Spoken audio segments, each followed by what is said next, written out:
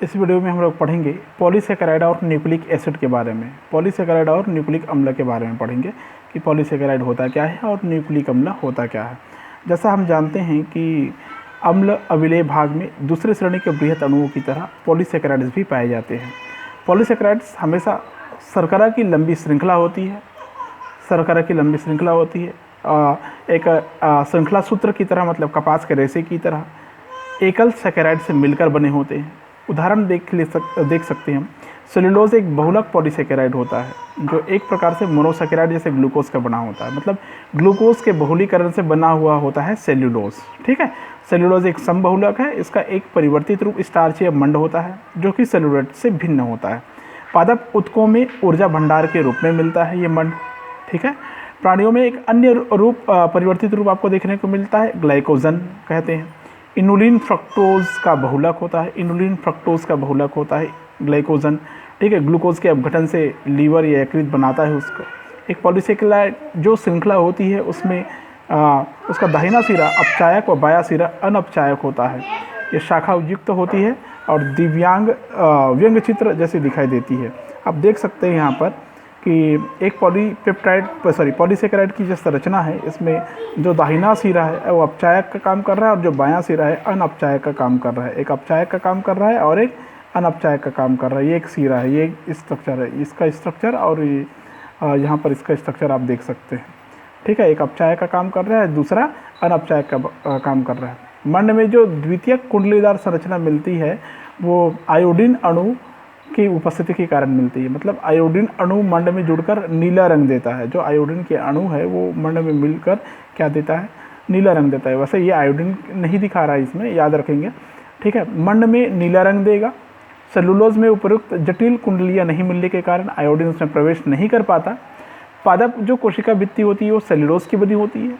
कागज पौधों की लुगदी से बना होता है जो सेलुलोज होता है। रुई के धागे सेलुलोज के बने होते हैं।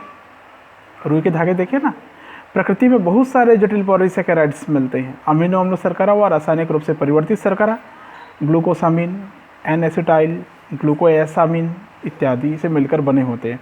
जैसे आर्थ्रोपोडा के बाह्य कंकाल जटिल सेकेराइड्स काइटिन के बने होते हैं। जटिल पॉलीसेकेराइड्स अधिकतर समबहुलक प्रकार के श्रेणी के होते हैं। ठीक है, अब बात करते हैं हम लोग न्यूक्लिक एसिड के बारे में कि न्यूक्लिक एसिड होता क्या है। ठीक है, तो न्यूक्लिक एसिड क्या होता है, देखिए। न्यूक्लिक एसिड या न्यूक्लिक अम्ल के बारे में जब हम लोग चर्चा करें तो इसमें हमको ये देखने को मिलता है कि एक दूसरे प्रकार का बृहद अणु होता है जो किसी भी जीव ऊतक के अम्ल अविलेय अंश में मिलता है, उसे न्यूक्लिक अम्ल कहते हैं। ठीक है, मतलब बृहद अणु है जो जीव ऊतक के अम्ल अविलेय अंश में मिलता है, उसे न्यूक्लिक अम्ल कहते हैं। पॉलीन्यूक्लियोटाइड्स होते हैं या पॉलीसेकेराइड व पॉलीपेप्टाइड्स के साथ समाविष्ट होकर किसी भी जीव ऊतक या कोशिका का वास्तविक बृहद आणविक अंश बनाता है। न्यूक्लिक अम्ल न्यूक्लियोटाइड से मिलकर बने होते हैं। एक न्यूक्लियोटाइड 3 भिन्न रासायनिक घटकों से मिलकर बना होता है। पहला विषम चक्रीय यौगिक, दूसरा मोनोसेकेराइड और तीसरा फास्फोरिक अम्ल या फास्फेट होता है। फिर से मैं रिपीट कर देता हूँ। न्यूक्लिक अम्ल न्यूक्लियोटाइड से मिलकर बना हुआ रहता है। एक न्यूक्लियोटाइड में 3 रासायनिक घटक होते हैं। एक विषम चक्रीय यौगिक, दूसरा मोनोसेकेराइड और तीसरा फास्फोरिक अम्ल का फास्फेट होता है। ठीक है, विषम चक्रीय यौगिक में आपको देखने को मिलेगा इसमें किसी भी प्रकार का नाइट्रोजन बेस या नाइट्रोजनी क्षारक मिलेगा, adenine, guanine, cytosine, thymine, uracil etcetera. और मोनोसेकेराइड में आपको मिलेगा सामान्य ग्लूकोज, शर्करा, और तीसरा जो होगा वो फास्फोरिक अम्ल के समूह या फास्फेट होगा, H3PO4 के रूप में होगा। ठीक है, न्यूक्लिक अम्ल में विषम चक्रीय यौगिक नाइट्रोजनी क्षार के रूप में एडेनिन, ग्वानिन, इससे पहले वीडियो में आपने देखा था, adenine, guanine, uracil, cytosine, thymine होगा विषम चक्री में।